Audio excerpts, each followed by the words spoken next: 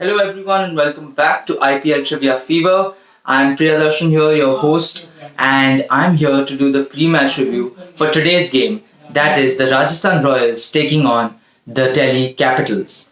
So again, before you know how I always start my videos, so I'm going to start off with the questions first. And the first two questions are regarding players from the team of the Delhi Capitals. So here comes question number one. In 2015-16 Ranji Trophy season, he topped the list of the highest run scores with 930 runs in 13 innings at an average of 71, which included 300s and 450s, with a top score of 200. So, which batsman from the Delhi Capitals squad are we talking about? So I think some of you may have guessed it. It is the captain, or it is one of the younger captains of the IPL teams. So it's the captain of the Delhi Capitals, that is Shreyas Iyer. And now, moving on to our second question. Who is the second bowler in ODI history to take a hat trick on debut? So the bowler, obviously now when we're talking about Delhi Capitals and a star bowler, we always have only one name that comes to mind. That is the wicket machine, and the name is Kagiso Rabada. So this was in 2015, where he took a hat trick on his debut. So those were our two questions for regarding the players of the Delhi Capitals team. Now it's time to move on to the Rajasthan Royals. So here comes the first question for them. The previous record set in 2008 by Shrivats Goswami of Royal Challengers Bangalore, who achieved the feat at the age of 19 years 1 day. This record was broken by this cricketer who at the age of 18 years and 169 days became the youngest half centurion in the IPL. So which batsman are we talking about? Now a lot has been spoken about this batsman, especially in this IPL, regarding how he prepared for the IPL, his fitness regime, how he changed his meal, he became vegan for a while. So this batsman that we are talking about is none other than Sanju Samson. And now for our last question, here it goes. He scored the fastest ODI 100 for England. This was in 2015 against Pakistan at Dubai International Stadium. So who is this cricketer that we are talking about? So the cricketer that we are talking about, obviously since I've said England, it's a bit of a giveaway. But now there is a Ben Stokes in the squad as well. But still the batsman that I'm talking about is Jos Buttler. So those were our four questions for today's match regarding the players in the teams. And now, before we move on to the points table, I would like to share some fun facts with you. So as of now, if you see, the Delhi Capitals are sitting comfortably on the second spot of the points table. They have played 7 matches, out of which they've won 5 and they've lost 2. So they're sitting at 10 points. Whereas if we see the Rajasthan Royals, they have struggled a bit. And they are right now on the 7th position, and they are right now in the 7th position with only 6 points. They've played 7 matches, out of which they've lost 3 and they've won 4. So winning today's match is really crucial for the Rajasthan Royals. So let's see whether they'll be able to do it or not. But here are some facts. Okay, so if we see both the teams, the players who have scored the most amount of runs for their teams. So on number 1, I am clubbing both the teams when I'm talking about this right now. At the number 1 spot is Shreyas Iyer, who has scored 245 runs till now. Second is Sanju Samson from the Rajasthan Royals, who has scored 202 runs. And very ironically, on the third spot is a DC player who has scored the same number of runs, that's 202 runs, that is Prithvi Shaw. So I guess because of the prime form of Prithvi Shaw, Ajinkya Rahane hasn't got a chance, whereas he played in the previous match, but he wasn't given the role of the opener, which is generally where he prefers to bat. If we talk about wickets, then actually today is going to be a very interesting match because it is Rabada versus Archer, two of the world's finest bowlers. But in this IPL, Kagiso Rabada has really proven his worth. He has taken 17 wickets so far, whereas Jofra Archer has only claimed 9.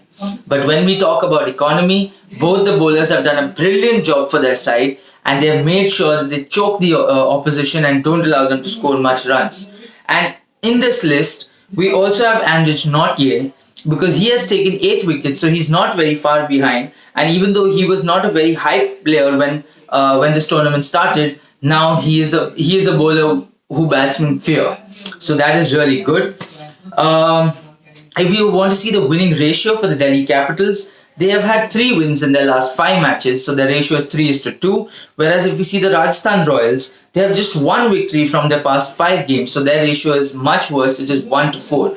But that doesn't mean that they cannot come up with something special, because these two teams, Delhi and Rajasthan, were the only two teams in this year's IPL who won both their matches. The first 2 matches that they played, they won both their matches. They both were at the top of the table. So we know what these teams have in them, and it's good. It's a good healthy competition. Whereas if we go to see a head to head, so DC and Rajasthan have played against each other on 21 occasions, and Rajasthan has actually won 11 times, whereas Delhi has won it only 10 times.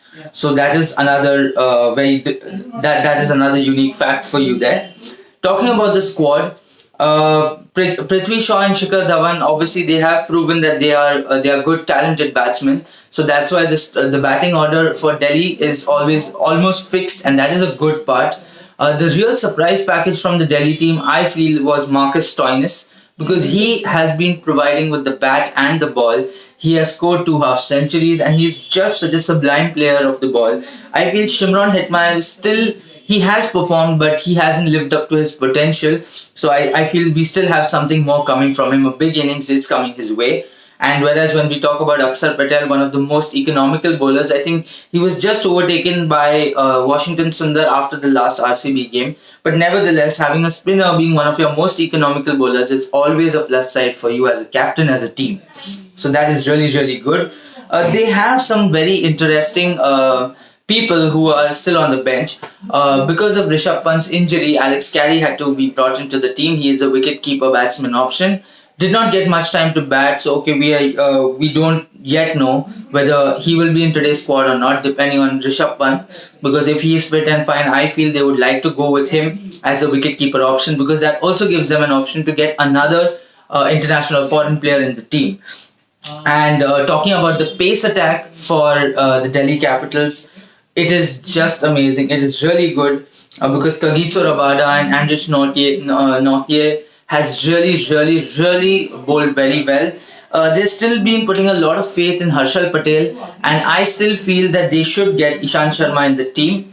There is another one very good spinner who is still warming the bench, and that is Sandeep Lamishane, and we know how good a bowler he is. They have put their trust in Akshar Patel and Ravichandran Ashwin, which is a very good unit, but I feel this youngster also deserves an opportunity in the playing 11.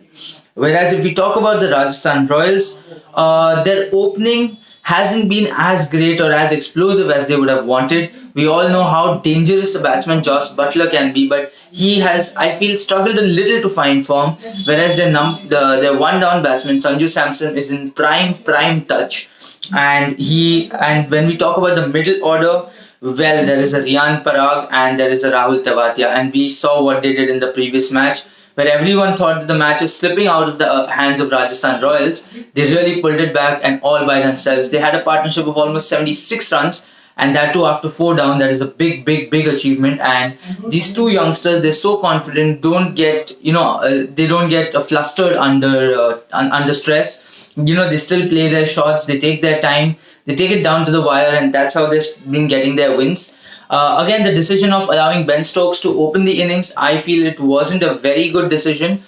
He is a very good batsman, but he should be given the role of the tail ender, where he comes in after the 15th over, or around the 15th over, and he can just smash the ball out of the park and get those extra bit of 30-40 runs that you're looking for towards the end of the innings. So I really look forward to what Ben Stokes can do to the match today. So apart from it being a Rabada versus Archer show, I am really interested in seeing the battle that will be between the spinners. So even though Rajasthan does not have a very strong spin attack, but still they have these bowlers who have been coming in and just slipping in this 1 or 2 overs and easily reducing the run rate. increasing the run rate of the opposition team. So they are economical bowlers. Whereas when we look at the Delhi side, the spinners are equally economical, but they have also been taking wickets. So it'll be a good matchup. And in today's match, I am favoring the Delhi Capitals because I feel if the Delhi Capitals win the match, they go to the first position again, and then they can. So it's like out of the top four, one slot gets booked. So then the other teams get another opportunity. Okay, there might be a bit of bias here because I'm a Kolkata fan, but that it's not because of that. The top four teams that I want to see in making it to the playoffs are the Delhi Capitals, the Mumbai Indians, the Kolkata Knight Riders, and the Royal Challengers Bangalore. So basically, the current top four, I want them to move on to the playoffs. It'll be really interesting to see how that will go because Hyderabad has won the tournament before, so has Chennai, so has Rajasthan. So and Punjab hasn't won it, but I feel for them to be able to qualify, it will be a lot of struggle for them, but they still can make it with their young, energetic team.